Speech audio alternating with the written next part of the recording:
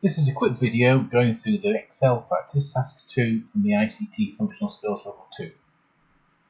So this is the second sheet on the practice task one, always called formulas 2, and there are two exercises to do here. The first is called wash and the second is load.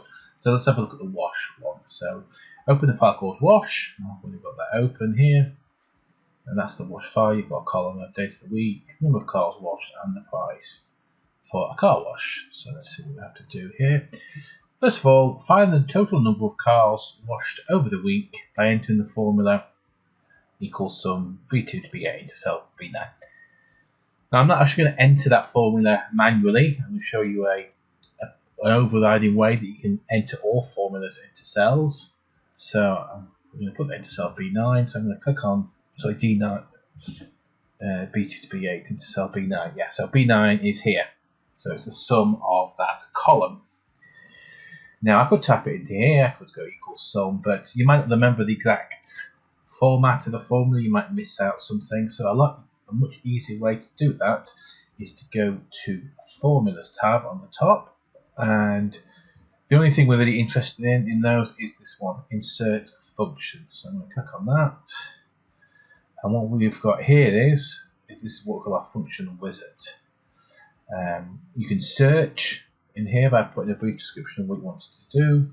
There's a category. The one it defaults to is this one called most used, and that's got all the commonly used formulas in there. If you can't find what you want in here, then if you click on there and bring up all the formulas, that's literally got all of Excel formulas. There's probably about 500 in total.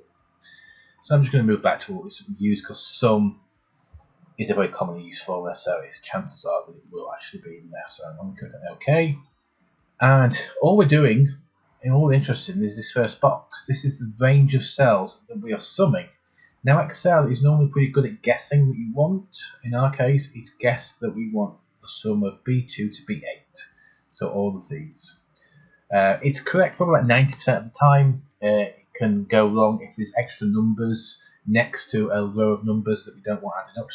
For example, if that had been a year, like 2019, it would have included that, because it doesn't know it's a year, it just thinks it's a number.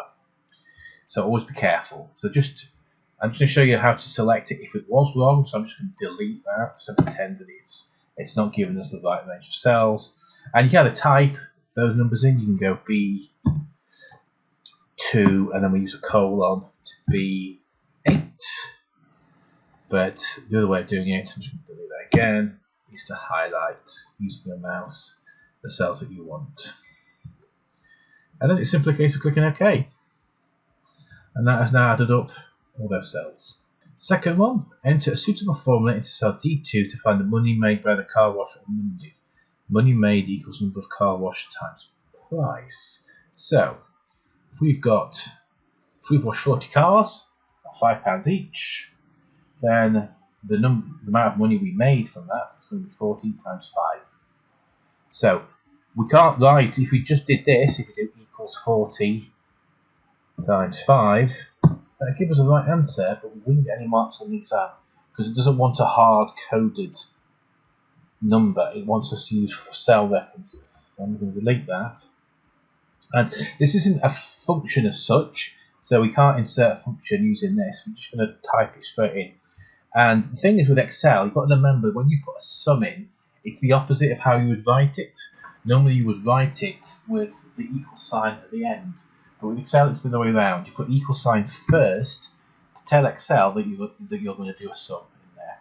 And the things we're calculating on are B2. Now you can type B2, or you can just click onto B2, and it puts it in here. And we're going to times by C2. Now, most of you should be familiar with how you get a times sign on a computer keyboard. You can't use the X, because that's the letter X.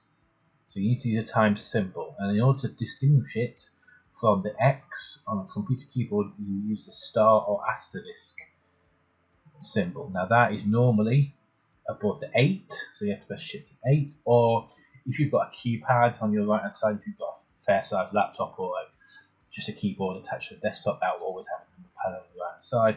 Some small laptops don't have them. My MacBook doesn't have one because it's quite small. Then you should have a separate key with the star So I'm just going to press the star key, and that's what we use for times. So B2 times C2. I can just click on that on there.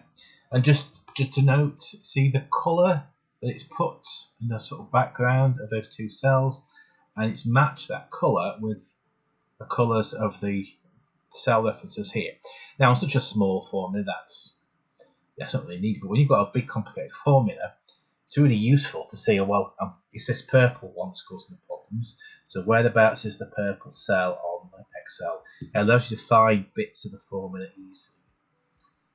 So I'm just going to press enter for that. And that's that section done. We're going to copy the formula from D2 into all the cells down, including D8. Now to copy a formula, we click on the cell we want to copy, and see the corner, bottom line corner of that cell, it's got a little square that's different to the other corners. And when we hover our mouse over it, the cross goes from a white, thick white cross to a thin black cross. So we want the cursor to be in that black cross format. And then we hold down the left mouse button and just drag it down as far as we want. And then it copies the formula down. And not only does it doesn't just copy that exactly, it copies the references. So that one is B4 times C4, which is what we want, B4 times C4. It doesn't just make loads of copies of B2 times C2, because that wouldn't be much use. It references the correct two cells on each row. And the beauty of doing that, rather than hard coding 40 times 5, is, say on a what day I've got the lowest number of customers, say on a Thursday, or I've got 28 customers, we might want to perhaps offer for a discount. So if we offer a discount and then turn that 5 to a 3, we can see that automatically changes. So I'm just going to undo that until it's back to a 5. And the next bit, enter a suitable formula into cell D9 to calculate the total money made by the car wash in a week. So that's D9, and we're just going to use the same formula as that. I'm just going to drag it across, because we can drag across as well as down. This is meaningless. I'm just going to delete that, because that's a meaningless sum, adding up the amount we charge each day. It doesn't actually mean anything now, so, but we need to include that, because if we drag it across, we have to include that. So that would be the sum of all of those added up. So that's how much money we've made during the week. Okay, that's the end of the first section of that. So let's go back to our formula sheet. Save a file using the suitable name. Most people know how to save files. I'm not going to go through that on this stage. I assume if you're watching this at this level, you know how to save an Excel file in the right place in the directory. So I'm not going to go through that. So, second bit, open a file called loan. So I've also got that open. This is loan here. So we've got a number of people who have got that's how much money they've loaned out, and that's how much money they have paid so far. Use a formula to work out the amount still owed by each customer. So we've got this column already set up for the amount still owed. So if they've borrowed £150, sorry, £140, and Daniels has borrowed £140, and he has paid £50 of that, then we want to know what the difference between what he borrowed in total and what he's already paid. So that would be a subtraction. So like when we did that multiplication in the previous one, we start off by pressing equals, and then it will be that cell. So I'm going to click there, minus C2. There's no problem with the minus key on the keyboard. It's there. It's next to the 0 on the numbers on the top of the keypad, and if you've got a number pad on the right, it will be a separate key there. So I'm just going to press enter there, and like we did before, I'm just going to copy that down, move my cursor to the corner of that cell so it's a black cross, hold the left mouse button, and drag that down. I didn't want to drag it down all the way. I'm just going to undo that. I didn't want to drag it all the way down to D10. I don't want to drag it. So D11, I don't want to drag it to D10. There we go.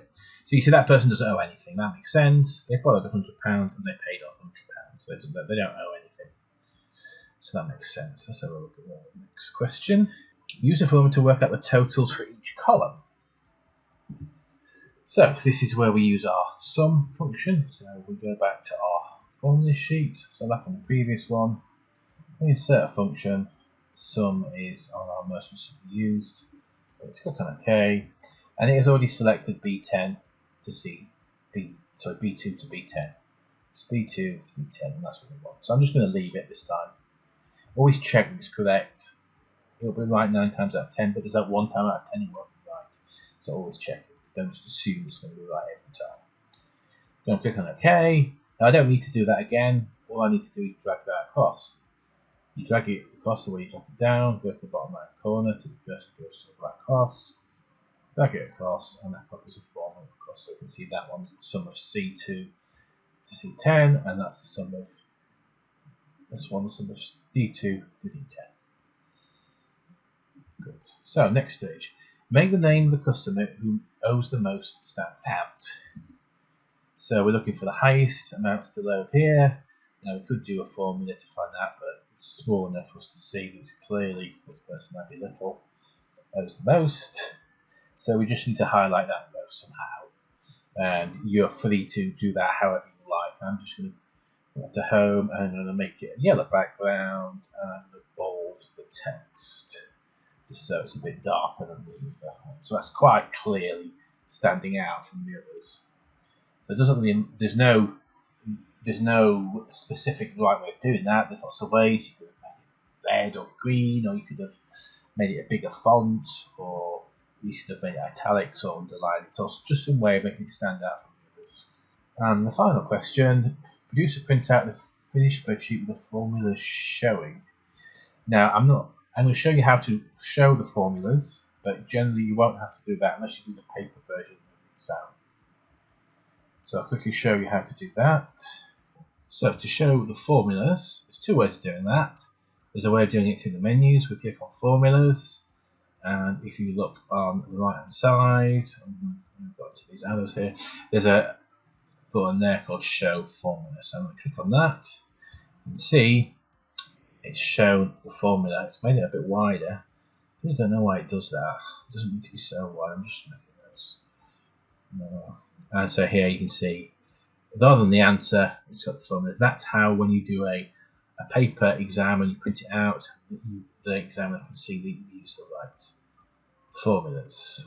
So see, that's now shaded. If I unshade that, it turns it back, and now it's gone small again. So I'm just going to make those the correct width again.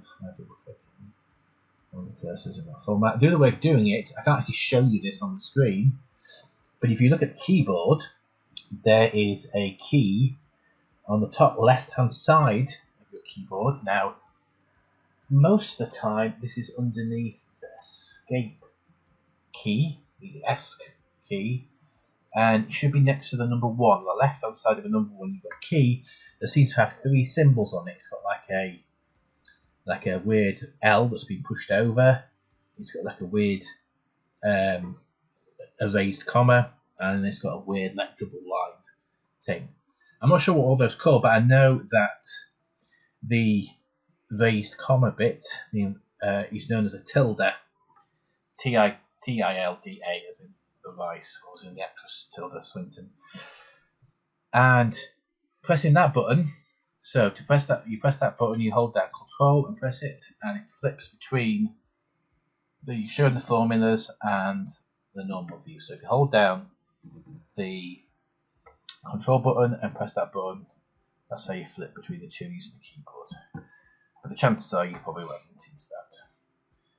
So that's the end of this video. There's another question telling us to save the file. Again, I'm not going to do that. I'm sure you'll know how to do that.